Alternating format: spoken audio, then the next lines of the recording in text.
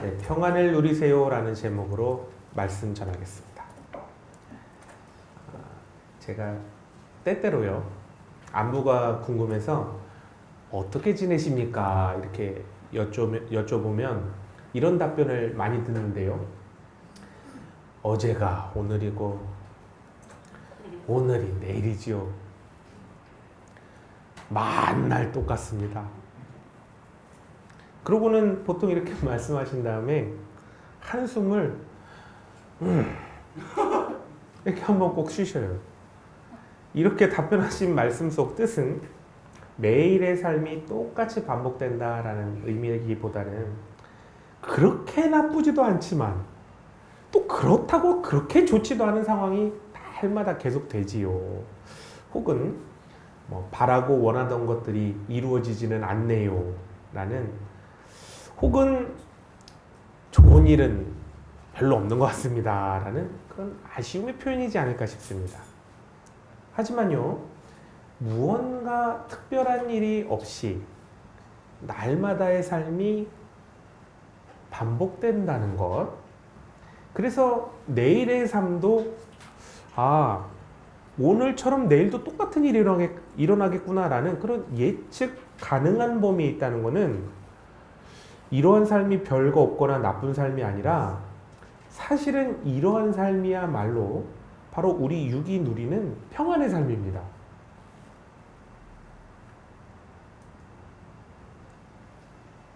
동의를 안 하시는군요. 네. 평안이란 단어는요, 평평할 평자에 평안할 안자를 쓰거든요. 그럼 평안의 삶이란 어떤 특별한 삶을 얘기하는 게 아닙니다. 우리가 그렇게 좋지 않게 여기고 있는 어제가 오늘이고 오늘이 내일인 삶, 맨날 똑같은 삶이라고 했던 바로 지금 내가 살고 있는 이 삶이 바로 평안의 삶입니다. 그럼 우리가 서로에게 빌어주는 평안하세요 라는 이 말의 원뜻대로라면, 사전적인 이 말의 원뜻대로라면,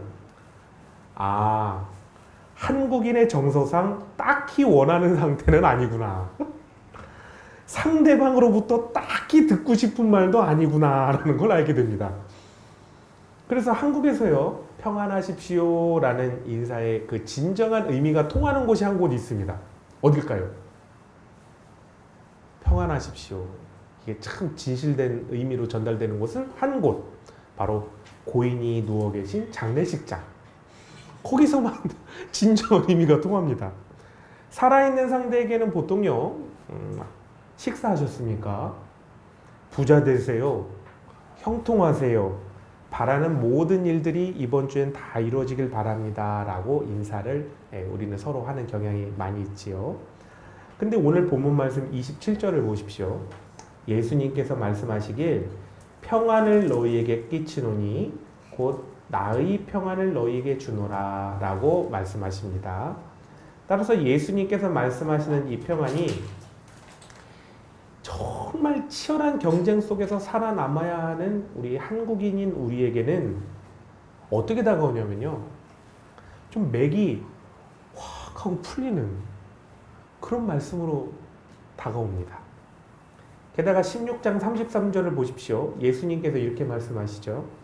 이것을 너희에게 이르는 것은 너희로 내 안에서 평안을 누리게 하려 함이라. 세상에서 너희가 환난을 당하나 담대하라. 내가 세상을 이겼노라 라고 말씀하십니다. 자, 그럼 이 말씀을 한번 잘 생각해 보십시오. 한국인 정서라면 예수님께서 세상을 이기고 승리하셨으니까 제자들인 너희도, 하나님의 백성인 너희도 세상에 나가면 항상 승리할 것이다, 이렇게 딱 말씀해 주시면 좀 제법 힘이 나겠는데, 예수님께서는 이미 승리하셨다고 하시면서 우리에게는 승리를 누리라고 하는 게 아니라 평안을 누려라. 그러니까 갑자기 맥이 푹 하고 이렇게 풀리죠. 나아가서요, 평안을 빌어주는 인사에 대해서 어떤 사람들은 어떻게 인식을 하냐면요, 경쟁 사회에서 도태되는 것을 받아들여라 라는 그런 권면으로 인식하는 분도 계십니다. 그리고요, 힘들고 어렵고 고통스러운 상황을 잊어버려, 그리고 초월하세요. 그런 권면으로도 인식하시고요. 또 마음을 잘 다스리십시오. 마음을 잘 수용하십시오. 이런 권면으로도 이 평안하십시오라는 말을 이해를 합니다. 근데 여러분, 우리 기독교인에게 있어서 평안이 정말 이런 뜻일까요? 예수님께서 말씀하신 평안의 진정한 의미, 이 과연 무엇일까요? 신앙인들이 이 평안이라는 단어를 쓰면서 단어의 뜻과 실제의 삶에 대한 괴리를 느끼는 이유는 평안이라는 단어에 대한 정확하고 또 명확한 정의가 내려져 있지 않기 때문일 것입니다. 혹시나 이제까지 신앙인으로서 평안이라는 단어를 그저 무탈하고 마음이 고요한 상태라고 정의를 내리셨었다면 아마도 삶 속에서 평안을 누리지 못하셨을 것이고 또 삶이 그리 평안하지 않으셨을 것입니다. 속세를 떠나서 저 깊은 산골 속에 그 굴 속에 들어가서 평생을 수영하는 승려라도 무탈하고 마음이 고요한 그런 상태를 유지할 수가 없습니다. 만약에 유지할 수 있다고 하시면요, 굴 속에 들어가 있을 때는 그렇다 쳐도 세상으로 나와서 어린애 육아 일주일, 사춘기 청소년 일주일, 바가지를 박박 긁는 배우자랑 일주일, 바람을 일으키는 스트레스 주는 직장 상사와 일주일 살아보면 아마 그 스님도 평생의 수행이 도루묵되지 않을까 싶습니다. 그럼 예수님께서 그저 제자들에게 평안하라 라고 말씀하신 것이, 나는 이제 고문당하고 십자가에서 죽지만 너희는 그것에 대해 죄책감 갖지 말고 스트레스도 받지 말고 이제 그냥 너희는 마음 편하게 살아. 이래서 하신 말씀일까요? 그리고 지금의 기독교인에게도 성경에 기록된 예수님의 말씀을 듣고, 얘들아, 너희는 기독교인 아니니 세상 가서 스트레스 받지 말고 마음 편하게 살아라 라고 평안하라고 하신 걸까요? 아니겠죠. 예수님께서 말씀하신 평안의 정확한 의미를 27절에 예수님께서 뭐라고 말씀하시냐면요, 나의 평안이라고 말씀하십니다. 나의 평안. 즉 신앙인에게 있어서의 평안은 세상에 있는 어떤 그런 평안이 아니라 바로 예수님의 평안이라는 것입니다. 자, 그렇다면 이제 이 평안의 실체가 무엇인지 그 정체를 알 수 있게 되는데요. 먼저 예수님의 삶을 한번 잘 살펴보십시오. 태어나는 순간부터 십자가에서 숨을 거두시는 그 순간까지 주위의 환경과 여건이 평안하고는 너무너무나 거리가 먼 것을 보게 됩니다. 죽음의 위협에 처하고요, 모함과 모략을 당하시고요, 늘상 가진 자와 권력자들에게 공격을 당합니다. 반대로요, 갖지 못한 자, 낮은 자, 천한 자들에게 있어서는 만날 때마다 과중한 부담감을 굉장히 떠안으시는 거죠. 그리고 어디든 가면 그 수많은 사람들이 모여서 쉬지 못할 정도로 모여서 예수님 주위에 모여드는 것을 보게 됩니다. 그뿐이 아닙니다. 예수님의 궁극적 목표가 십자가에서 이제 죽으셔야 되는 거지 않습니까? 그러면 예수님께서는 받아들여야만 하는 이 형용할 수 없는 극한의 고통과 괴로움이 아침에 눈을 뜨면 밤에 잠을 자기 전에도 매일같이 자신의 앞에 놓여 있는 겁니다. 자신의 죽음이 얼마나 괴로울까요? 이러한데 예수님께서는 우리가 너무나 익숙하게 생각하고 받아들이는 육적인 평안함의 개념을 대입한다면 당연히 예수님의 평안하고는 성립이 불가능하게 되는 것이죠. 그렇다면 도대체 예수님의 평안이 무엇이기에 외적으로 육적으로 전혀 평안해 보이지 않는 이 평안을 우리에게 주시려 하신 걸까요? 예수님의 삶을 살펴보면 어떤 외적으로는 전혀 평안의 조건 그리고 평안의 상태와는 상관이 없는 것처럼 보이지만 예수님의 이 내면을 보면요, 이와는 정반대로 어떠한 요동도 치지 않는 걸 보게 됩니다. 그런데요, 딱 두 번의 케이스. 하나는 잡혀가시기 전 겟세마네 동산에서 땀을 피같이 흘리시면서 기도하실 때. 그리고 또 하나의 케이스는 십자가에서 숨이 끊어지시기 전 엘리 엘리 라마 사박단이라고 외치실 때 나의 하나님 나의 하나님 어찌하여 나를 버리셨나이까 라고 아주 괴롭게 외치실 때 빼놓고는 말 그대로 고요하고 안정적인 상태를 가지셨다라는 것을 보게 됩니다. 따라서 이 예수님의 평안이 무엇인가를 이렇게 찾아보면 외적인 요건과 삶의 환경이 잠잠하고 잘 되는 것이 아니라 어떠한 외부적 환경과 요건 속에서도 마음의 안정과 고요를 유지했던 것, 그것이 예수님의 평안이구나라는 것을 알게 됩니다. 자, 그런데 예수님께서 누리셨던 마음의 안정과 고요는 예수님의 결심, 예수님의 결단으로 이루어진 것이 아닙니다. 예수님께서는 온전한 신이기도 하시고 온전한 인간이기도 하시죠. 자, 이 말인즉슨 무슨 뜻입니까? 예수님께서는 원하시는 것은 뭐든 다 하실 수 있으세요. 그리고요, 모든 것 알고 싶은 것, 알고 싶은 정보가 있다면 그냥 다 아시는 겁니다. 그런데 이 전지전능이 무엇입니까? 바로 인간인 우리들이 사실은 평안이라고는 얘기하지만 평안이라는 단어로 표현하고자 하는 궁극적 상태 아닙니까? 전지전능. 내가 원하는 대로 술술 막힘없이 잘 돼서 얻고자 하는 것, 이걸 우리는 평안이라는 단어로 표현하고 싶은 것 아닙니까? 하지만 예수님께서는 이런 전지전능하심에도 완벽하게 그리고 온전하게 평안을 다 누리지 못하시고 결국에는 깨어졌다는 것은 평안은 예수님 자체적으로 얻어지는 것이 아니라는 겁니다. 이해하셨습니까? 네. 그렇다면 예수님께서 누리신 평안은 세상이라는 외부적 환경도 마음이라는 내부적 상태로 이루어진 것이 아니라 바로 진정한 궁극적인 평안, 그 평안의 본체로부터 평안이 전가된 것이다 라는 것을 유추하게 됩니다. 그렇다면 예수님께서 누리신 평안은 세상이라는 외부적 환경, 마음이라는 내부적 상태도 아니라 바로 그 본체로부터 얻은 평안으로서 바로 하나님께로부터 평안을 받으셨구나 라는 것을 알게 됩니다. 자, 이게 무슨 말이냐면요, 여러분 과자 파는 구멍가게에 한번 가보십시오. 구멍가게에 가셔서 냉장고, 세탁기, 컴퓨터를 사려고 아무리 달라고 하면 이 구멍가게 주인이 주겠습니까? 여기 없어요 이렇게 말하겠죠. 반대로 전자제품 가게에 한번 가보십시오. 전자제품 가게에 가서 여기요 저 피자 한 판 주세요, 햄버거 주세요, 치킨 주세요 이렇게 얘기하면 전자상가 직원이 뭐라고 얘기하겠습니까? 제가 만들어 드릴게요 이렇게 하지 않잖아요. 여기는 없습니다 이렇게 얘기하겠죠. 근데 왜 없다고 얘기합니까?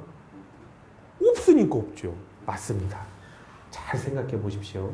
평안해지려면 평안을 얻어야 되는데 세상과 인간의 근원이 죄와 허무 그리고 욕심과 욕망입니다. 그런데 세상과 또 어떤 그 우리의 마음에 어떻게 평안이 존재하겠습니까? 그러니까 애초부터 그런 것들로는 평안을 얻을 수가 없는 거죠. 원래부터 없으니 당연히 구할 수가 없습니다. 평안하다고 하면 그런 척, 있는 척 그렇게 연기를 한 거죠. 그러나 금세 다시금 평안이 없는 상태로 금세 다시 돌아가고 맙니다. 평안을 얻으려면 진짜 평안이 있는 곳, 또 평안을 줄 수 있는 자에게 가서 달라고 해야 그 평안을 얻어지는 것이죠. 자, 그럼 참 평안을 주실 분이 누구시겠습니까? 바로 생명의 근원 되시고 모든 만물의 창조주이시고 우주 만물의 기준이 되시는 하나님만이 평안을 주실 수 있는 거죠. 따라서 평안의 근원은 오직 하나님이시다. 네, 그리고 평안을 누린다는 것은 다른 것이 아니라 바로 우리가 하나님 안에 거하고 있습니다 라는 이 관계로서 규정지어진다는 것입니다. 예수님께서는 계속해서 하나님 안에 본인이 거하시고 본인 안에 하나님께서 거하시는 것에 대해서 계속해서 요한복음 보시면 강조하는 것을 보게 되는데요. 같은 14장 10절도 한번 봐보십시오. 내가 아버지 안에 거하고 아버지께서 내 안에 계심을 이라고 말씀하시죠. 계속해서 하나님 안에 거하고 있는 예수님이라는 관계에 대해서 말씀하시고, 또 15장에서 보십시오. 15장도 포도나무 비유를 하고 있는데요. 이 포도나무 비유의 또 핵심이 무엇입니까? 하나님과 예수님과의 관계를 통해서 열매를 맺는다 라는 것을 말씀하고 계시고요. 17장도 보십시오. 예수님의 이 궁극적인 대제사장으로서의 기도도 보시면 하나님과 본인과의 관계 속에서 모든 것을 말씀해 나가고 있는 것을 보게 됩니다. 자, 그렇다면 예수님께서 말씀하신 평안이 무엇인가 아주 구체적으로 알게 되죠. 예수님께서 말씀하신 평안이 무엇이냐? 하나님 안에 거하고 하나님 뜻에 온전한 순종을 드리는 것. 그리고 이 순종을 해 나가는 동안 하나님께로부터 하나님의 공급하심을 받는 것. 바로 이게 평안이라는 거죠. 예수님께서 말씀하신 평안을 이렇게 구체적으로 아주 확실하게 알게 되면 예수님께서 나의 평안을 너희에게 주겠다라는 이 말씀이 무슨 의미인지를 이제 알게 되는데요. 자, 어떤 의미겠습니까? 그것은 하나님과 죄로 인해 단절된 너희 관계를, 네가 하나님과의 그 단절된 관계에 있던 너를 바로 본인이 회복시켜 주겠다라는 말씀인 것이죠. 그리고 하나님께 순종하며 나아가는 삶을 성령님을 통하여 도와주시겠다라는 그 말씀이 되는 것입니다. 구약을 보시면요, 예수님께서 말씀하신 평안은 우리가 익히 잘 아는 단어인 샬롬이라는 단어를 쓰고 있습니다. 물론 이 샬롬이 나타나는 구체적인 형태는 어떤 무사함, 안전, 형통, 복 이런 것으로 이제 나타나는데요. 중요한 것은 어떠한 상태로 나타났느냐가 아니라 이 샬롬이 하나님께서 주신 언약의 관계로 인해서 하나님께서 주신 복의 결과물이다라는 것입니다. 그러니까 몇 가지 구절을 살펴보면요. 아론의 축복으로 알려진 유명한 말씀, 민수기 6장 24절에서 26절을 말씀드리면 여호와는, 이게 중요해요. 여호와는 내게 복을 주시고 너를 지키시기를 원하며 여호와는 그의 얼굴을 내게 비추사 은혜 베푸시기를 원하며 여호와는 그 얼굴을 너에게로 드사 평강 주시기를 원하노라 할지니라 라고 말씀하십니다. 그러니까 구약에서도요, 하나님과의 관계, 또 그 하나님께서 복을 주심, 여기에 대해서 이제 말씀하고 계신 거죠. 또 너무나 유명한 시편 23편도 한번 보십시오. 23편 1절 보시면 여호와는 나의 목자시니 내게 부족함이 없으리로다. 이 말씀도 보시면 바로 하나님과의 관계, 또 그 관계 안에서 하나님께서 복 주심을 나타내고 있는 것입니다. 대선지자인 이사야 선지자의 말씀도요. 이사야 54장 10절을 보시면 이렇게 기록되어 있습니다. 산들이 떠나며 언덕들은 옮겨질지라도 나의 자비는 너에게서 떠나지 아니하며 나의 화평의 언약은 흔들리지 아니하리라. 너를 긍휼히 여기시는 여호와께서 말씀하셨느니라. 라는 이 관계에 대해서 하나님께서 명확하게 말씀하심을 보게 됩니다. 눈물의 선지자 예레미야를 통해서도 말씀하시는데요. 예레미야서 29장 11절을 보시면 여호와의 말씀이니라. 너희를 향한 나의 생각을 내가 아나니 평안이요 재앙이 아니니라. 너희에게 미래와 희망을 주는 것이니라를 통해서도 잘 알 수 있습니다. 따라서 참된 신앙인으로 살기 위해서는 이제 평안에 대한 아주 제대로 된 뜻, 그리고 또 인식을 가지고 있어야 된다는 것이죠.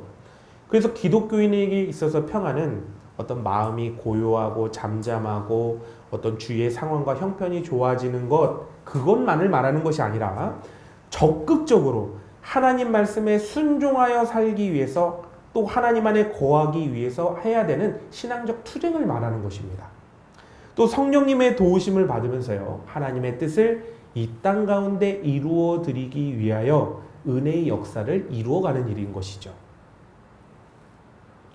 평안은 수동적으로 또 자연스럽게 그냥 그렇게 누려지는 것이 아니라 예수님께서 보여주신 것처럼 기도의 삶, 또 하나님의 말씀에 순종하는 그 순종의 삶을 통해서 이러한 능동적인 삶을 살아나갈 때 누릴 수 있게 되는 것입니다.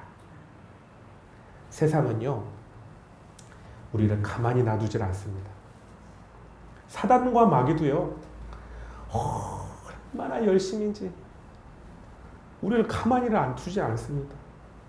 어떻게 하든 지옥으로 끌어들이기 위해서 죽음이 가득 채워진 그 소울의 구덩이 속으로 어떻게든 끌고 들어가려고 모든 방법을 다 동원하고 유혹하고 욕망을 자극해서 충동시키고 정의와 불의 가운데 무엇이 옳고 그린지 자꾸 눈을 가려서 판단하지 못하고 미혹하고 어떻게 하든 하나님께로부터 떨어져 나가게 만들도록 날뛰고 있습니다.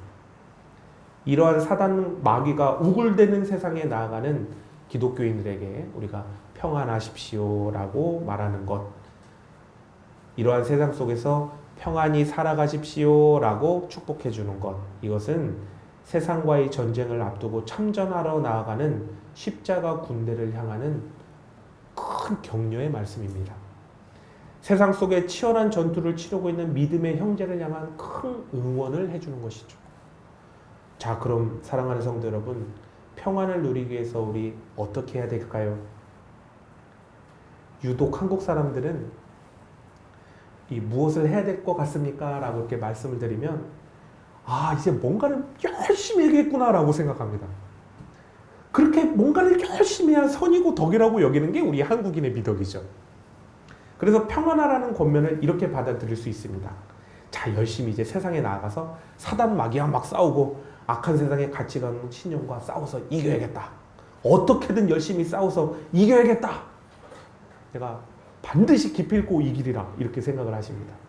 그런데요, 평안을 위해서 열심히 싸우기만 하는 것은 누가 원하는 거냐면요, 바로 사단이 그렇게 하길 원하는 것입니다. 맨날 무언가를 하느라 바쁘고 열심히 하도록 만드는 것, 그거를 사단이 너무너무나 기뻐합니다. 이게요, 어떤 일인지 아십니까? 가서 열심히 싸우기만 하는 게, 이게 뭐냐면요, 총칼을 든 적에게 맨주먹으로 달려가서 허공에 주먹질을 막 하는 겁니다. 나한테 총을 쏘는데 막 가서 주먹질을 하는 거예요. 그럼 어떻게 됩니까? 상대방으로부터 날아오는 칼과 총알을 그대로 다 맞을 수밖에 없게 되는 거죠. 그런데 보십시오. 진정 강한 나라는 날마다 전쟁합니까? 진짜 강한 나라. 진짜 강한 나라 어디입니까? 미국이죠. 미국 맨날 전쟁하나요? 안 하잖아요. 진정 강한 나라는 날마다 싸워서 피나고 상처나고 하는 나라가 아닙니다. 어떤 나라가 강한지 아십니까? 핵폭탄 가진 나라가 진짜 강한 나라 아닙니까? 진짜 강한 무기를 가진 나라. 강력한 무기를 가지고 있으면 전쟁이 잘 일어나지 않습니다. 하지만 강력한 무기가 없다면 비슷한 무기라도 가져야 전쟁을 할 수 있는 것 아니겠습니까? 기독교인이 사단 마귀와 세상과 싸우러 나가는데 무기도 들지 않고 저는 그저 열심히 싸우러 나가겠습니다 하고 맨주먹 가지고 나가면 어떻게 되겠습니까? 이길 수가 없습니다. 그래서 기독교인은 싸우는 것만이 중요한 게 아니라 무기를 가져야 됩니다. 무기를. 그럼 기독교인의 강력한 무기가 뭐겠습니까? 바로 하나님 안에 온전히 거하는 깊은 기도로 시작합니다. 예수님께서 어디 가서 쌈질하는 거 보셨어요? 안 하셨잖아요. 예수님 뭐 하셨습니까? 큰 사역 하시기 전에 항상 깊은 기도하시잖아요. 그게 우리의 무기입니다. 깊은 기도. 하나님을 안에 거하는 것. 그리고 성령 충만을 구하셔서 성령님의 충만하신 인지함을 받는 것. 이것이 바로 우리가 가져야 될 강력한 무기입니다.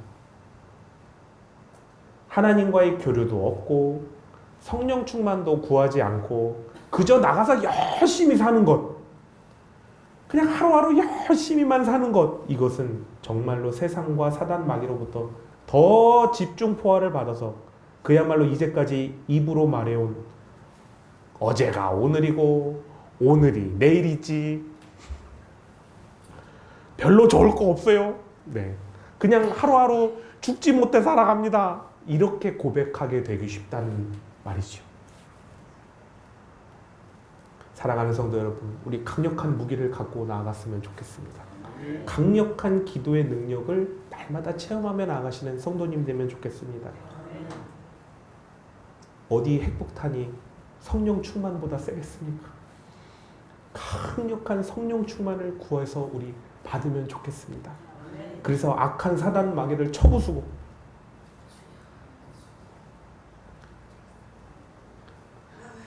우리 중에는 사실 없는데요. 네, 혹시나 유튜브로 보시는 분들 때문에 한 말씀 드리면요. 우리가 성령 충만을 받아야 사단 마귀가 벌벌 떱니다. 네, 사단 마귀가 벌벌 떠요. 성령 충만 받지 않으면요. 사단 마귀가 벌벌 떠는 게 아니라요. 뭐라고 하는지 아십니까? 예배 잘 드리고 그 이번 주에 어떻게 될지 저기 용환대 있대. 한번 가보자.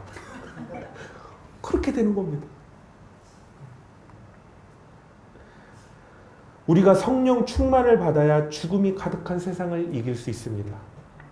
하나님의 영광과 생명 그리고 예수 그리스도의 복음으로서 살아가는 평안의 승리를 성령 충만을 받아야 우리가 누릴 수 있는 것입니다. 이 강력한 평안의 권세를 오늘 예수님께서 주셨다고 확신해 주셨습니다. 구하면 되는 거예요. 구하면 받습니다. 예수님께서는 하나님 안에서 온전한 연합으로 평안을 누리신 것처럼 우리 모두 예수님과 연합하여 온전한 하나님과의 평안을 누리면 참 좋겠습니다. 그리고 예수님께서 주시는 그 평안의 권세를 누리시며 평안의 능력으로 세상을 생명의 복음으로 변혁시키는, 세상을 변혁시키시는, 우리는 세상에 지배당하는 사람이 아니에요. 가서 기독교 정신으로 변혁시키는 사람들이죠. 이렇게 변혁시키시는 능력의 기독교인이 되시면 좋겠습니다. 세상 끝날까지 함께 하시는 예수님의 평안을 누리시는 복된 삶을 사시길 예수님의 이름으로 축복합니다.